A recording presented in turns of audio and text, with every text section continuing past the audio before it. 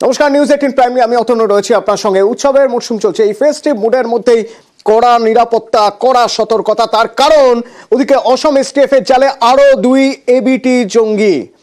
আনসারুল্লাহ বাংলা টিমের দুই জঙ্গি, আরো দুজন, এর আগে 8 জন। অসম, কেরালা এবং বাংলা থেকে 8 জনের আগে গ্রেপ্তার হয়েছিল, এবার আরো দুজন। এই দুজনকে গ্রেপ্তারের পর এসটিএফ এর মনে হচ্ছে বড় সড় নাশকতার ব্লুপ্রিন্ট তৈরি করা হচ্ছিল, প্রচুর বিস্ফোরক এনে, এবং সেই বড় সড় নাশকতা বানচাল করা সম্ভব হয়েছে। কিন্তু অনেক স্লিপার সেল এখনো পর্যন্ত রয়ে গেছে।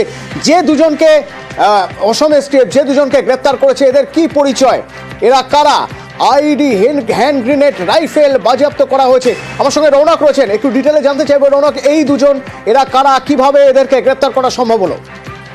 দেখো, এর আগে কিন্তু অসম এসটিএফ এর তরফ থেকে এদের যে নেতা নূর ইসলামকে গ্রেফতার করা হয়েছিল এবং সেই নূর ইসলামকে জিজ্ঞাসাবাদ করার পরই কিন্তু একাধিকবার অসম এসটিএফ এর তরফ থেকে অভিযান চালানো হয়, যার জেরে গত 18-19 তারিখে আসাম থেকে 5 জন, মুর্শিদাবাদ থেকে 2 জন এবং কেরালা থেকে 1 জনকে গ্রেফতার করা হয়। এবং দেখা যায় গতকাল এই দুজন আব্দুল আজহার শেখ এবং জাভেদ মির্জা নামে 2 জেহাদি জঙ্গিকে গ্রেফতার করলো অসম এসটিএফ। আসামের কাকড়াঝোড় অঞ্চলের বাসিন্দারা দীর্ঘদিন ধরে এই নিষিদ্ধ সংগঠনের সঙ্গে যুক্ত এবং আনসারুল্লাহ বাংলা টিম, যার নেতার সঙ্গে ইতিমধ্যে একাধিকবার এই নূর ইসলাম বৈঠক করেছিলেন। শুধু তাই নয়, এই নূর ইসলাম কিন্তু মুর্শিদাবাদে এসেও একাধিক বৈঠক করেছিল, যা কিন্তু তথ্য সামনে এসেছিল, যার জেরে একটা নাশকতার ছক এদের তারা করছিল কিনা এই নিয়েও প্রশ্ন হচ্ছিল। ইতিমধ্যে অসম এসটিএফ আরো এই 2 জেহাদি জঙ্গি এবং এদের কাছ থেকে বিপুল পরিমাণ বিস্ফোরক সঙ্গে গুলি এবং আগ্নেয়াস্ত্র উদ্ধার করা হয়েছে। এছাড়াও যেটা ভয়াবহ তথ্য, যে গতকাল যখন তাদেরকে গ্রেফতার করা হয়, তাদের কাছ থেকে আইডি যে ব্যবহৃত যে সুইচ, প্রায় 14টির কাছাকাছি সুইচ, এছাড়াও আইডির বিপুল পরিমাণ বিস্ফোরক অসম এসটিএফ উদ্ধার করেছে। ইতিমধ্যে তাদেরকে জিজ্ঞাসাবাদ করাচ্ছে, কারণ অসম এসটিএফ এর তরফ থেকে প্রাথমিকভাবে অনুমান করা হচ্ছে যে এদের আরো একটি বড় চক্র কিন্তু এর সঙ্গে জড়িয়ে রয়েছে। ইতিমধ্যে সেই যে অপারেশন প্রজ্ঞাত তারা নাম দিয়েছে, এবার কিন্তু আরো কেউ জড়িয়ে রয়েছে কিনা, এবং প্রাথমিকভাবে তাদের অনুমান তারা কিন্তু ভারতের নর্থ ইস্ট পাস, এছাড়াও পশ্চিমবঙ্গ এবং কেরালার একাধিক জায়গায় রেকি করে গেছিল এবং একাধিক মিটিং করেছিল।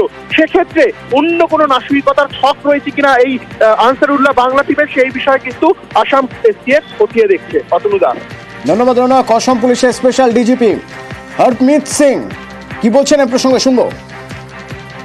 The Special Task Force of Assam carried out another raid and search operation with the help of Kokrajhar police and achieved a huge success in averting a major possible terror attack by fundamentalist jihadi elements of a global terror organization, Ansarullah Bangla team, which is connected with AQIS, that is Al-Qaeda in the Indian subcontinent. 2 more jihadi cadres, one Abdul Zahir Sheikh and one Sabir Mirdha, both from Kokrajhar, have been arrested, and a huge amount of arms, ammunition and explosive and warlike stores have been found.